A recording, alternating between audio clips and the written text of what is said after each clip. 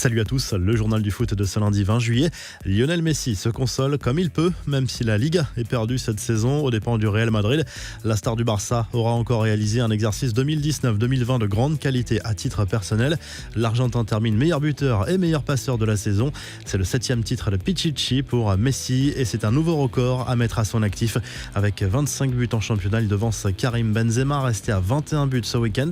Le joueur du Barça a battu un autre record, celui du nombre de passes décisives délivrées sur une seule saison et jusque-là détenu par Xavi. Messi qui a confirmé à l'issue de la victoire 5-0 contre Alaves que les joueurs se sont parlé dans le vestiaire du Barça après le titre de champion décroché par le Real. Objectif, se remettre en question avant la Ligue des Champions.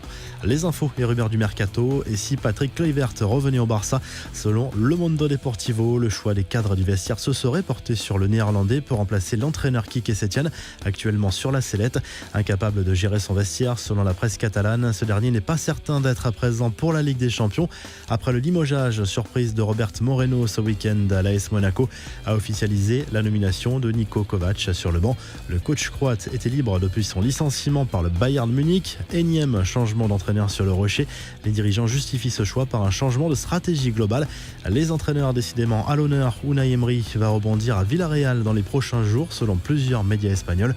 Après des aventures globalement décevantes au PSG et à Arsenal, l'ancien technicien du FC Séville est sur le point de revenir en Liga. Les infos en bref, Chelsea rejoint Arsenal en finale de la Cup. Victoire 3-1 des Blues contre Manchester United. Olivier Giroud a de nouveau été décisif en ouvrant le score pour les joueurs de Frank Lampard qui défieront les Gunners en finale le 1er août prochain. Les supporters de Leeds United, eux, ont encore célébré l'accession en Première Ligue ce dimanche. Des milliers de fans se sont à nouveau massés en centre-ville. Drapeaux, fumigènes, alcool, la fête a encore été folle et déraisonnable. Aucune distanciation sociale, peu de masques sur les visages, sans parler de l'état de la ville après la fête. La réponse du CUP à la polémique, pointée du doigt pour ne pas avoir respecté la distanciation physique et le port du masque lors du match PSG-Beveren vendredi. Les ultra-parisiens ont répondu sur RMC Sport par la voix de leur président. Il se défend de toute mauvaise intention et assure que les supporters feront mieux mardi lors de la prochaine rencontre face au Celtic Glasgow.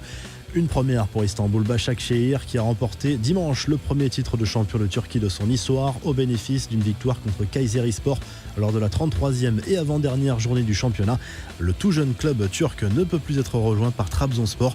Le tweet plein d'humour de Mourad Boudjelal, l'ancien patron du RCT, a ironisé sur le prétendu manque de liquidité de Mohamed Ayashi Ajroudi, candidat au rachat de l'OM sur les réseaux sociaux. On va payer le café promis, a écrit celui qui rêve de devenir le prochain président de l'OM. La revue de presse en Espagne, le journal AS revient sur la dernière journée de Liga disputée dimanche. Le Real Madrid a clôturé l'exercice 2019-2020 par un match nul de partout à Leganés qui descend en 2e division espagnole. Le journal Sport salue le sursaut d'orgueil du Barça sur le terrain d'Alaves, une victoire qui redonne un peu d'optimisme dans les rangs blaugrana à 2 semaines et demie du 8e de finale retour de Ligue des Champions contre le Napoli.